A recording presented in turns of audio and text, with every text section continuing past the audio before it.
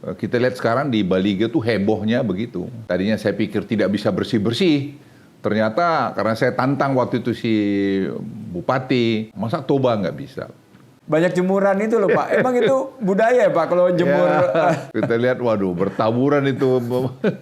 Celana dalam bisa ada di depan. Juga ini kalau nanti F1 powerboat jalan, orang lewat di sini gimana gitu. Walaupun Pak Menko tetap segar, kita kelihatannya perlu Kopiko dulu nih Pak. Let me try, kata. Terus dia gigit-gigit aja.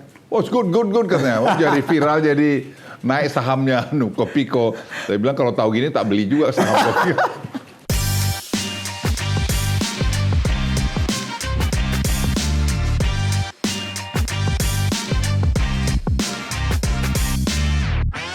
Sobat Parekraf, di podcast kali ini kita akan membahas satu lagi event kelas dunia yang akan digelar di Indonesia, yaitu F1 Powerboat atau kejuaraan dunia perahu motor Formula One. Mungkin kita belum terlalu familiar dengan ajang balap yang satu ini. Sedikit gambaran, kalau balap mobil kita mengenali Formula One dan MotoGP untuk balap motor, F1 Powerboat memiliki kelas dan gengsi yang sama dengan dua ajang balapan itu. Bedanya F1 Powerboat adalah adu balap dengan lintasannya di atas air, guys. Jadi kita bisa menyebutnya sebagai jet air. Karena itu F1 Powerboat dianggap sebagai kendaraan dan kejuaraan yang paling memacu adrenalin. Salah satu olahraga yang paling spektakuler dan menarik di dunia. Dan kita patut berbangga karena Indonesia terpilih menjadi lokasi seri pembuka untuk kejuaraan F1 Powerboat tahun 2023. Lokasinya juga nggak kalah eksotis dong, yaitu di Danau Toba. Salah satu dari 5 destinasi super prioritas kita. Udah kebayangkan gimana serunya melihat pembalap perahu motor kelas dunia adu cepat di danau terbesar di Indonesia bahkan Asia Tenggara. Melihat para pembalap memacu perahu motornya hingga lebih dari 200 km per jam di tengah danau yang berada di area pegunungan. Untuk membahas event yang super keren ini, kita tentunya juga harus menghadirkan narasumber yang gak kalah keren, yaitu siapa lagi kalau bukan Menteri Koordinator Bidang Kemaritiman dan Investasi, Bapak Luhut Binsar Panjaitan. Sebentar lagi akan bergabung bersama kita, yang dalam penyelenggaraan F1 Powerboat ini juga sebagai Ketua Panitia Pengarah. Terima kasih Pak Menko. Horas.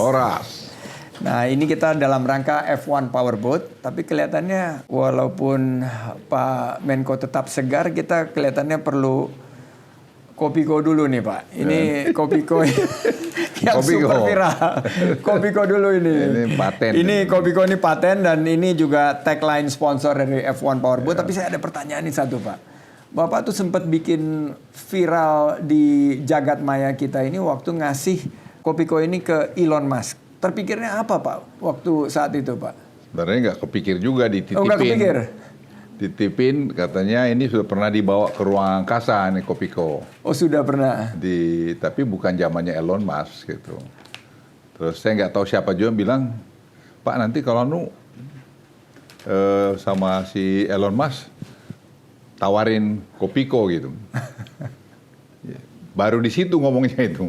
Saya pikir-pikir buatan Indonesia, ya udah. Elon, look at this Kopiko, it's Indonesian made, you know. Saya bilang sama dia. So ini udah ke space ruang angkasa luar nih di stasiun internasional itu. Space Center. Oh, let me try, kata. Terus dia gigit aja. Oh, good katanya. Oh, jadi viral, jadi naik sahamnya Kopiko. Saya bilang kalau tahu gini tak beli juga saham Kopiko. Mudah-mudahan Pak Menko juga mendukung, ini kan produk ekonomi kreatif kita Pak. Dan sekarang ini produk ekonomi kreatif kita termasuk tentunya Kopiko ini diminati banyak di India dan di Timur Tengah. Salesnya meningkat Pak. Dan tahun ini target kita total ekspor produk ekonomi kreatif 26,5 miliar US dollar. Satu lagi nih saya ke Pak Menko. Karena kita ada di Danau Toba nih Pak. Kalau kopi itu menurut Pak Menko di daerah Danau Toba itu kan semuanya bilang paling enak kan, yang Humbang Hasunditan bilang paling enak, yang Dairi bilang paling enak. Kalau menurut Pak Menko sendiri? Sebenarnya sih kopi itu menurut saya sih, ya saya nyoba ya, makin tinggi dia ditanam posisinya, tanahnya makin enak, makin paten itu. Jadi di Indonesia ini banyak yang tanah tinggi di Toba juga ada yang 1.400, 500 sampai 2.000. Tapi di Sulawesi juga saya lihat banyak. Di mana? Di Aceh juga banyak. Aceh, jadi sebenarnya Toraja. dia tergantung orangnya juga sih. Tapi pada ketinggian yang di atas 1.500, 1.000 itu pasti kopinya itu paten lah. Oke. Berikutnya, kemarin viral lagi, Pak, gara-gara Toba menyambut F1 Powerboat, tapi ada tenun ulos yang nemplok di pesawat, Pak. Di sebuah pesawat AirAsia milik Tony Fernandes. Itu banyak yang nanya. Itu pemikirannya apa, Pak? Di balik tenun Toba ada jadi livery dari AirAsia. Itu sebenarnya mulainya si Vera. Si Vera itu di rootnya, di root yang perempuan itu. Iya. Itu memang Vera itu kebetulan sama anak saya yang paling kecil, Kerry. Ketemu. Nah, Kerry itu punya tenun mainan toba tenun. Ya, toba tenun. Ya. Nah, terus mereka bincang-bincang, ada istri saya. Kita bikin, iya saya juga mau, karena dulu begini. Ada joke dulu kalau saya datang ke kampung pakai mobil angkut gitu, motor angkut itu loh, mobil apa itu? Angkot itu. Angkot. Nah, angkot. Nah, sekarang kita datang ke Toba pakai bicara sama Tony Fernandes. Saya pikir bagaimana tahu loh. Jadi hebat gitu loh. Jadi viral, makanya saya bilang sama Pak Sandi itu bisa kita bikin 5 tourist destination lagi, mempromosikan Indonesia, mempromosikan Labuan Bajo, bisa Mandalika, bisa Borobudur. Kalau Bali udah Likupang sama Toba tadi, itu saya kira cara yang efektif ya untuk membuat itu, saya pikir. Nah, 10 tahun terakhir ini kan kita membangun 5 destinasi super prioritas, dan 5 tahun terakhir ini kita seriusin. Dari pandangan Pak Menko sendiri sebelum kita ke F1 Powerboat ini, Danau Toba ini sudah bertransformasi seperti apa, Pak? Ya, saya juga surprise ya, karena orang selalu bilang orang Batak itu susah diatur. Saya juga punya persepsi gitu tadinya. Tapi saya lihat ke sini, ternyata terjadi pergeseran itu karena pembangunan yang dibuat Pak Jokowi. Menurut saya juga masyarakat tuh terikut juga. Puncaknya sekarang ya Pak Sandi ini, lihat ini F1 Powerboat ini kita lihat sekarang di Bali itu hebohnya begitu. Jadi yang tadinya saya pikir tidak bisa bersih-bersih, ternyata karena saya tantang waktu itu si Bupati, masa di Bali aja saya minta pada Pak Gubernurnya, Bupatinya untuk bersih-bersih rakyatnya, untuk membuat Bali bersih di dalam rangka G20 bisa, masa Toba nggak bisa? Ternyata saya dapat dari Pak Odo, terus dari Pak Sandi sendiri, dari Pak Menteri Menpora, itu semua sekarang masyarakat tuh heboh banget membersihkan kampungnya dan membuat kafe-kafe baru lagi. Iya. Dan saya kira satu hal yang luar biasa, dan saya berharap ini terus, ini kan 5 tahun kita buat nih ya, tiap tahun selama 5 tahun ini membuat perubahan kultur lebih disiplin, lebih kerjasama, lebih menata lagi kampungnya untuk itu kan membuat nafkah bagus juga dan memberikan warna look ini Indonesia, ini Danau Toba, kami juga bisa bersih, kami juga bisa kompak dan seterusnya. Jadi bukan saja kita membangun infrastrukturnya, tapi juga SDM-nya dan pola pikirnya, mindset. Kemarin ini salah satu masukan saya sampaikan ke Pak Menko dan Menpora juga, melihat waktu kita tinjau itu kebersihannya belum terlalu terjaga dan banyak jemuran itu loh Pak. Emang itu budaya ya Pak kalau jemur? Pak Sandi udah lihat kan gimana itu, kita juga maafin ya. Kita lihat waduh bertaburan itu. Celana dalam bisa ada di depan. Juga dan saya bilang sama Bupati, saya bilang sama ini kalau nanti F1 Powerboat jalan orang lewat di sini gimana gitu. Tapi saya dapat dari lapangan unbelievable, semua melakukan pembersihan. Ya, saya apresiasi kepada masyarakat Toba yang mampu bersama melakukan transformasi dan jangan berhenti di sini. Ya. Masih banyak lagi yang kecapai. Jadi apa yang sudah dicapai sekarang ini dalam zaman pemerintahan Pak Jokowi ini ya kita teruskan lagi ke depan. Buanglah image seolah-olah Batak itu tidak bisa diatur. Batak tuh bisa diatur, dan juga buanglah image bahwa Batak tuh hanya mau menang sendiri, jadi bisa juga timbur. Jadi saya pikir kalau budaya ini terus kita pegang, Pak Sandi saya kira bagus. Pak Sandi sudah kerja bagus di sana, saya kira udah hebat. Ya saya senang lah lihat Toba ini berkembang terus. Ini ada sekitar 18 bulan menuju akhir dari pemerintahan Pak Jokowi yang Kabinet Indonesia Maju ini. Ada mimpi apa yang Pak Menko ingin wujudkan nih di mungkin last stretch ini? Ya kalau overall Indonesia, saya kira tadi setelah kita rapat dengan Presiden, ya tadi kan Pak Sandi ini juga membawa ide bagaimana tadi supaya semua izin-izin pertandingan olahraga maupun tadi musik sebagainya itu dibuatkan, karena pertunjukan ini kalau kita tata dengan baik itu bisa menghasilkan sampai 177 triliun. Nah, angka yang tidak pernah kita bayangkan. Jadi kita coba ini dorong, itu satu. Yang kedua, masih banyak PR-PR kita yang sedang kita kerjakan sekarang. Salah satu itu sebenarnya Pak Sandi adalah digitalisasi. Betul. Karena digitalisasi ini jadi, itu akan menghemat luar biasa. Tadi saya lapor Presiden juga, setelah kita ketemu itu, digitalisasi e-katalog. Itu ternyata masih ada yang harus kita perbaikin lagi karena jangan sampai bisa diretas orang. Kemudian digitalisasi antara kementerian lembaga, sehingga itu penghematan juga akan banyak. Dan semua seperti Simbara untuk batu bara masih belum cocok jumlah produksi dengan ekspor. Padahal itu kan angkanya harus match semua. Jadi saya kira kalau itu bisa kita lakukan sampai 18 bulan terakhir ini, itu akan membawa transformasi luar biasa dari ekonomi Indonesia. Dan sekarang saya pikir itu sambil jalan, dan tadi Presiden sebutkan memang menteri-menteri yang akan datang tuh harus menteri-menteri yang muda, yang paham ya masalah-masalah seperti ini dan bekerja dengan hati ya. Pak Menko selalu menyampaikan itu, bekerja dengan hati. Itu juga ada di buku Pak Menko terakhir. Konkretnya itu seperti apa Pak, bekerja dengan hati itu? Ya sebenarnya konkretnya itu kita melakukan itu betul-betul dengan tulus ya. Jangan ada konflik of interest ya. Konflik of interest. Dan itu menurut saya harus menjadi budaya kita. Nah tapi itu semua ketauladanan kan. Jadi kalau misalnya saya juga bilang kita harus kerja jujur, atau saya sendiri juga maling. Dan sekarang apa yang tidak ketahuan kan. Jadi mungkin banyak orang mengkritik, wah ini Pak Luhut atau Pak Sandi udah punya begini. Ya nggak mungkin kita lakukan sekarang, hampir nggak mungkin lah.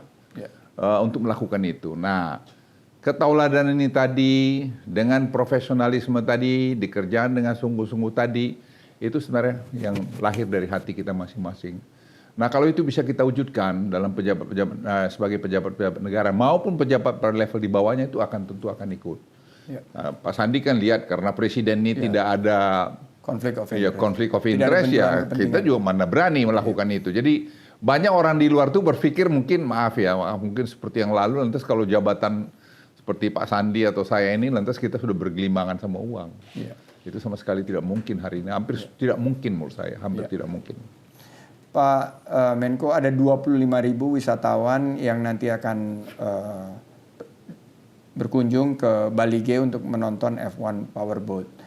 Semua hotel-hotel terbook habis. Dan yang menarik ini adalah kreativitas masyarakat setempat untuk membuat kafe-kafe di pesisir pantai Lumban Bulbul, juga ada di Hutapea dan lain sebagainya.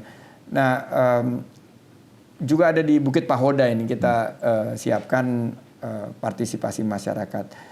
Menurut Pak Menko sendiri, dampak yang diharapkan dengan hadirnya F1 Powerboat ini apa buat masyarakat Danau Toba dan sekitarnya untuk destinasi super prioritas ini? Ternyata event internasional bisa di Toba kan gitu. Jadi mana terbayang itu 5 tahun yang lalu bahwa event besar begini, jadi tadi viewernya kata si Odo bisa sampai 140 juta ya. Betul, 140 juta. 140 juta seluruh dunia akan melihat F1 Powerboat ini. Jadi kita bisa bayangkan tiba-tiba orang lihat Danau Toba di mata 140 juta penduduk dunia. Dan itu angka yang spektakuler banget kan. Iya. Dan ini F1 di Danau Toba. Ini saya pikir akan ya bisa membawa lebih confidence lagi bahwa kita kalau sungguh-sungguh mengerjakan sesuatu, fokus mengerjakan sesuatu akan bisa bagus. Jadi saya sih confidence Toba ini akan bisa menjadi 5 destinasi super prioritas itu akan bisa tercapai. Ini catatan dari kami di Kemenparekraf dan InJourney bahwa dampak ekonomi F1 Powerboat ini 220 miliar rupiah yang langsung. 300 tapi ada miliar multiplier rupiah. effect yang mungkin bisa mencapai 300 miliar rupiah. Namun ada satu PR nih yang kami lagi coba selesaikan, Pak. Investasi hotel, Pak. Ya. Karena kamar hotel di sana masih agak dirasakan kurang. Ada terobosan gitu nggak dari Pak Menko sendiri narik orang-orang Batak ini kan banyak yang ini Pak, pengusaha-pengusaha sukses Pak, membangun hotel di kawasan Toba Pak. Ya orang kan tadinya berpikir nih Pak Sandi ya, bahwa siapa sih yang mau datang ke sana gitu. Iya. Nah, tapi lihat gini dulu, orang pada datang. Kita bikin tadi misalnya Silangit selama 1 minggu ke depan ini jadi pelabuhan internasional karena orang datang. Kemarin ada 5 orang teman-teman dari luar, itu orang ya teman-teman kita Chinese Batak juga datang situ. Mereka cerita telepon saya, Pak kayaknya mau bangun hotel di Sibisa gitu. Dan saya bilang, wah, paten banget itu. Bangun aja, jangan hanya di situ. Saya bilang, kalian duitnya banyak itu. Bangun aja juga di Samosir gitu. Jadi itu satu misalnya yang jelas. Dan yang lain-lain, teman-teman Batak itu seperti bilang Pak Sandi itu banyak. Tapi bikinlah hotel, nggak usah terus gede-gede kan, tapi bikin yang rapi. Bikin yang bersih lah. Yang bersih. Saya kira itu pasti akan laku. Seperti sekarang orang kesulitan hotel, ya, kesulitan hotel. Dan bukan hanya sekarang, seperti hotel La Versailles itu 60-70% okupansi rate kalau tidak keliru hari biasa. Hari biasa betul. Hari biasa. Ini tadi Pak Sandi bilang lapor ke Presiden, La Versailles itu sampai 4 kali harganya. 4 kali lipat Pak, betul. Dan Bapak Utayan Opung 1 itu bilang, sudahlah kan sudah lama kita puasa katanya. Nah, dia enggak betul juga itu. Enggak betul, dia kan pengusaha sukses. Tapi itu Pak Utayan orang baik lah. Dia orang mau baik, aja. Pak. Orang baik dan komit Pak. Iya, jadi saya himbau pada teman-teman orang Batak yang banyak, yang duitnya banyak kan, yang kaya-kaya ini, ayo bikinlah hotel yang mungkin berapa 100 kamar, 200 kamar yang bagus gitu, yang bintang-bintang 4, bintang 5 atau yang resort yang saya kira akan laku di sana itu. Apalagi kita rencana tetap masih mau nyoba membuka jalan Siantar Toll Road sampai ke Sibisa, Parapat. Nah, jadi ditembusin. Ya, itu memang kira-kira 12 triliun, tapi ya mungkin tidak akan selesai pada pemerintahan ini, tapi programnya kita buat multi-year sehingga kalau itu terjadi unlock Danau Toba sudah. Jadi Danau Toba tidak tertutup lagi karena trafficnya sudah, aksesnya bisa dengan naik mobil. Jangan begitu nanti 2,5 jam dari Kuala Namu sampai 3 jam max. Kemudian nanti ada lapangan terbang Silangit, ada lapangan terbang Sibisa. Jadi basically sudah akan sangat terbuka. Tahun lalu kita ada beberapa kegiatan G20 Pak. Salah satunya Women 20 di Danau Toba, dan tahun ini ada beberapa event MICE juga yang sangat membutuhkan hotel yang representatif dan lain sebagainya. Tapi kalau Pak Menko sendiri kan sudah sering Davos dan lain sebagainya. Menurut Pak Menko sendiri ini Danau Toba cocok nggak untuk dijadikan event MICE dunia? Ya saya kira sangat cocok. Ya tinggal tadi kita harus tata Sibisa itu. Jadi harus punya venue yang bagus. Ya harus, tadi lapangan terbang untuk private jet saya kira sudah bisa masuk di Sibisa. Kemudian ya masyarakatnya kemarin saya lihat yang saya tidak duga di train di mana di Balige.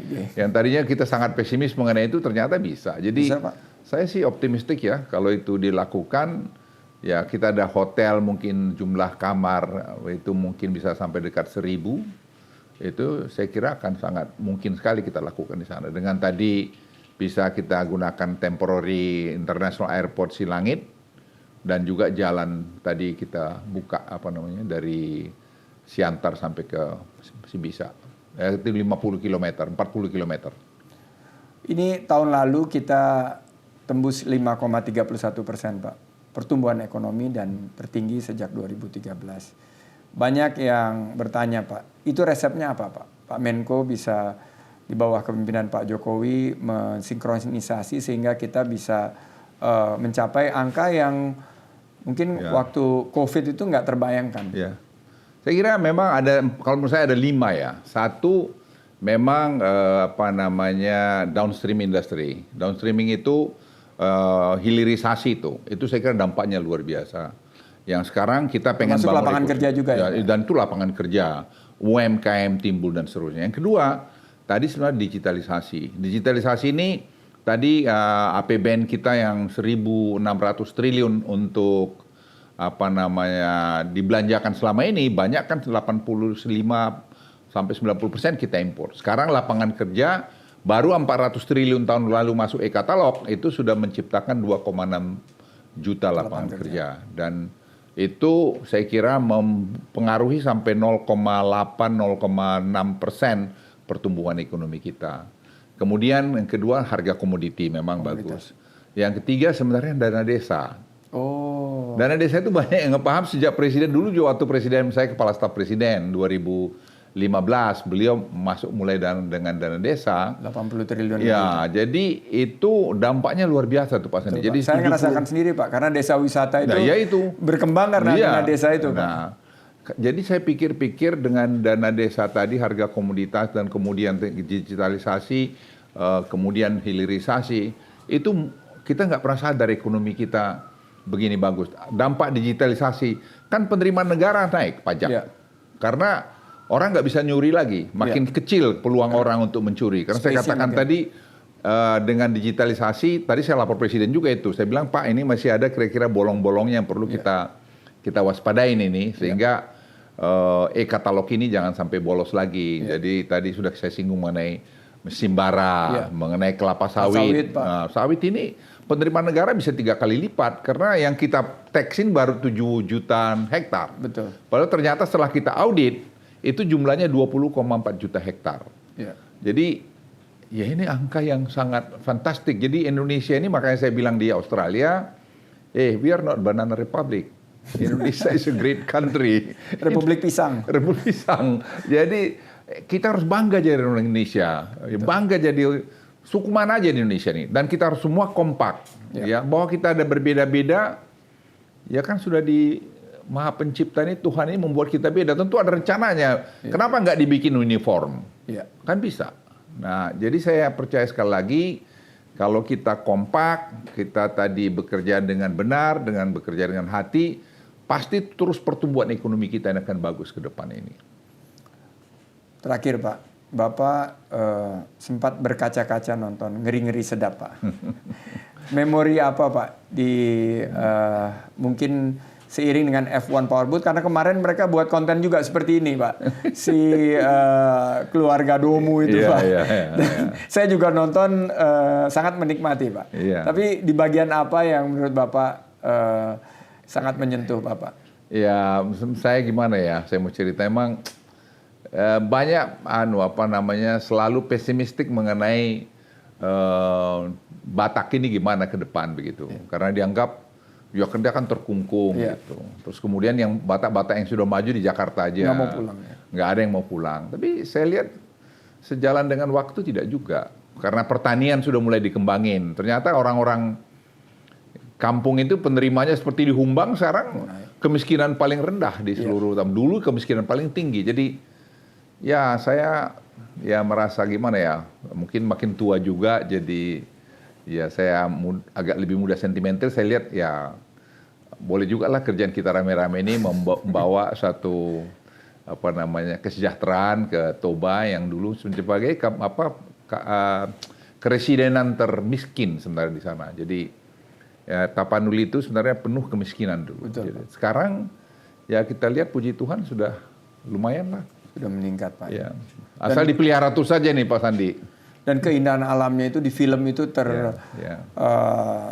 diperlihatkan, dan Bukit Holbung itu Pak, sekarang jadi tempat destinasi terfavorit untuk potret-potret Pak, Instagram.